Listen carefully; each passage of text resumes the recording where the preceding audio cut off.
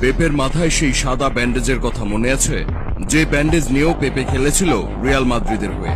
তার সাথে ছিল তার সেই সময়ের আরেক সতীর্থ সার্জিও রামোস। সেদিন যে পেপেকে আঘাত করেছিল তার সাথে কি পরিণতি হয়েছিল, পেপেকে আঘাত করার কারণে রামোস তাকে কি শাস্তি দিয়েছিল জানেন? তাহলে চলুন শুনে আসি সেই ফাউল করা খেলোয়াড় অ্যারিটস অ্যাডোর্সের মুখ থেকেই। তিনি বলেন, রিয়াল মাদ্রিদের বিপক্ষে খেলায় আমি কেপলার লিমাকে, যাকে সকলে পেপে বলে চিনে, তার মাথায় আঘাত করেছিলাম এবং সার্জিও রামোস আমার কাছে এসে বলেছিলেন, আপনি কি লিফট দিয়ে পিচ ছেড়ে যেতে চান নাকি অ্যাম্বুলেন্স দিয়ে, একটি বেছে নিন। অ্যাডোর্স বলেন, আমি ভয় পেয়েছিলাম এবং আমি কোচের কাছে গিয়েছিলাম এবং তাকে আমাকে সাব অফ করতে বলেছিলাম, কিন্তু কোচ বললেন আমরা বিকল্পের বাইরে আছি। কোনো উপায় না দেখে তিনি সার্জিও রামোসের কাছে যান। সার্জিও রামোসের কাছে গিয়ে তিনি কি বলেছিলেন জানেন?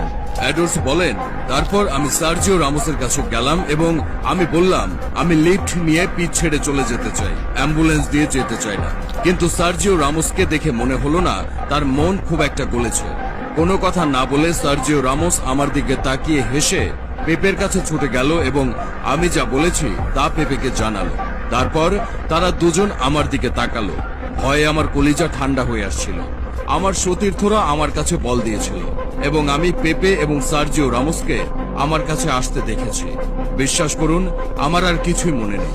আমার কেবল মনে আছে যখন আমি পড়ে যাই এবং যখন আমি জেগে উঠি তখন আমি হাসপাতালে ছিলাম। ফুটবল খেলোয়াড় হিসেবে এটাই ছিল আমার শেষ খেলা।